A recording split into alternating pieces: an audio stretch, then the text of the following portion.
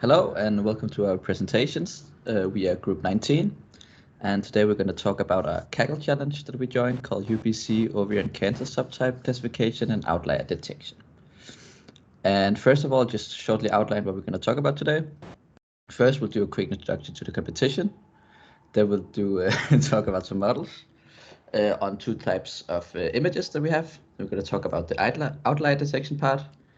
And finally, we're going to talk about the best results from the competition and our best results. And in the end, we're going to do a small discussion. All right, so for the challenge, the goal was to identify these types of cancer called ovarian cancer and to identify their subtypes and outliers. And ovarian cancer is the most lethal cancer for the female reproductive system. And there are these different subtypes, and each subtype needs a different kind of treatment. So right now, it is only these specialized doctors, giant pathologists, who can identify these types. But there are very few of these, and generally on hospitals we only have these anatomic pathologists, and they're not very well equipped at identifying these subtypes. So the goal of this challenge is to create a model that can predict these subtypes better than the normal anatomic pathologists, so that we can have these specialized AI doctors basically everywhere. And for the data, we have these images of microscopy scans of biopsy samples. And as aforementioned, we have 5 different subtypes. We have the CCOC, ENOC, HGCSC, LGSC, and MC.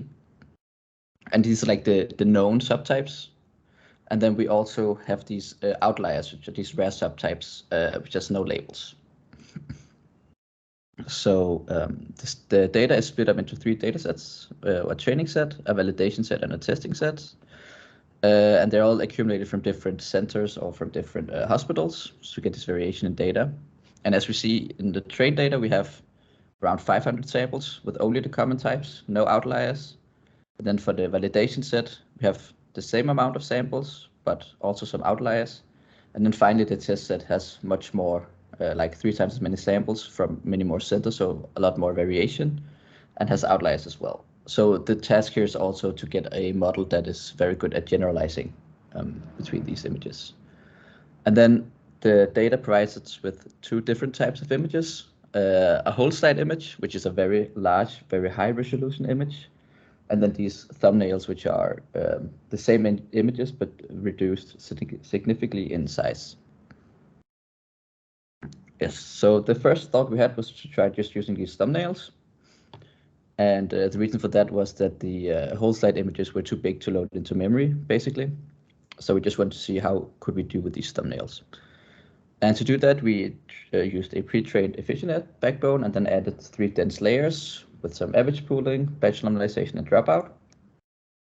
And then we saw that in the training set, there was a very uneven distribution between the different subtypes. So we created weights for each subtypes, so to make up for the uneven distribution in the data. And then we tried some different models, some different approaches. The first one was just a single CNN, the aforementioned one with a pre-trained CNN and then some added layers. Then we tried an ensemble model, which was 4 of these models trained using the bagging method. And then we did some, for predictions, we did soft voting. And then lastly, we tried the single CNN and then added a lot of random transformations to the images. So we tried random flip, random crop, random augmentation, and cut and mix of the images. And as a result, we got not very good scores. We got just around 15, 16, 18%. So none of these methods really proved to be significantly better than the other, and none of them were really great, actually. So we saw that using thumbnails did not prove to be successful and work well, so we needed to try something else. Yes, and here I will take over because I will talk about using the whole slide images. So what is this whole slide image? Well, it's just a very big image. They range from 0.5 to 3 gigabytes. So just loading a few of these into memory will crash like a normal computer. So that is the big problem with those. So what we did was that we divided them into smaller images, which we called tiles. And yeah, so how do we extract these tiles? Well, actually, there was like some masks for it, as you can see in the picture to the left side. And then one image can have up to 1,600 tiles. And luckily, we don't need to look at all of them, because like we can filter out the empty tiles, so we only look at the like tiles that actually cover the organic piece. And on the picture to the right, you can see some examples of these tiles. Then later, the challenge host provided also masks for 1/3 of the training data, but they actually told the specific region in the organic material where there is cancer. So if we look at the image to the right, that would be the red area. So in that way, we could actually now create like a new data set of just tiles, and then each tile would have a label with a specific cancer type in it. And there could also be tiles that had no cancer. Yeah, and then the green area here was just dead material. We didn't use that. Yeah, so for training the model, then we created a new data set of these tiles. And actually, this was done by another Kaggle user, which was good because it was a lot of work. So yeah, one tile is one label. So the data set consisted of the tiles as you see an example on to the right. Yeah, and so we ended up training a model on a data set of 300,000 tiles divided on 5 classes plus this other class. The problem here is that the other class is actually both like outlier and non-cancer tile. Yeah, but we'll talk about that later.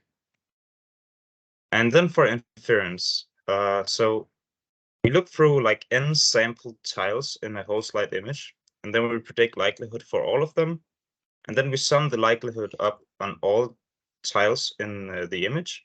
And then the class with the highest likelihood will be the label of the whole slide image. Yeah, and the important thing here is this n, because like how many samples do you then need to before you're like sure that you get some tiles with cancer in it. Okay, so for pre-processing, we just did color normalization and horizontal flipping. The reason why color normalization is a good idea is because the data came from different hospitals. So the colors are not actually the organic material itself, but more like a color enhancer used by the hospital. And this was different from hospital to hospital. So yeah, so the colors had to be normalized. Okay, so for the model, we used a pre-trained TIM efficient V2, which is a CNN, deep CNN. And it got 40% on validation data and 23% on test data. So here, there is signs of overfitting here, but the test data is also like so much larger than the training data. So it's very hard to not make it overfit.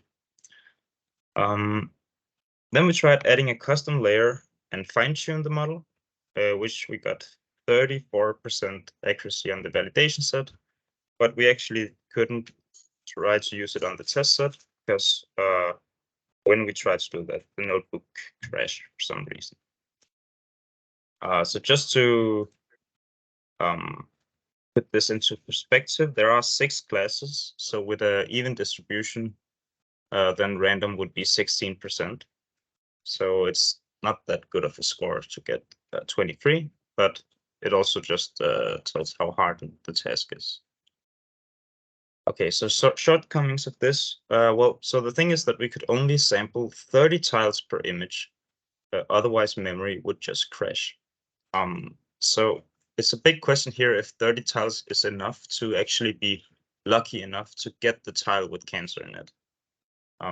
But statistically, it should be, but I mean, it could also be unlucky to not get a child with cancer. Also, the notebook took like 11 hours to run test set with GPU, which makes it very hard for like trial and error optimization. Okay. Yeah, so coming now to the outlier detection, which was one of the main focus points of the Kaggle competition. So as mentioned earlier already, the ovarian cancer can be classified into 5 primary subtypes. And the detection of those subtypes is really crucial for the effective treatment of a cancer patient. However, there are also some rare anomalies that fall outside of those 5 subclasses, and they are to be considered completely separate from the primary subtypes. So previously, this was handled by having a pathologist manually review all the images before analyzing and filtering out the normal cases and the anomaly called outlier cases. But the main goal of this competition was to do both the classification and the outlier detection in one single model. So outlier detection comes with some quite hard challenges. First of all, since they are outliers, the occurrence is quite rare and also very diverse. So this means that for any specific outliers, there's basically almost no training data. In our case, for our training data set, we didn't have any outliers in that at all. And that means that supervised learning is practically unfeasible for outlier detection, since there's no labeled training data to learn from. So there are some other strategies, however, namely the use of autoencoders, or also called replicator neural networks, and also the usage of prediction thresholds with the confidence value of the prediction of a neural network. So I'm going to tell you a bit more about the autoencoders.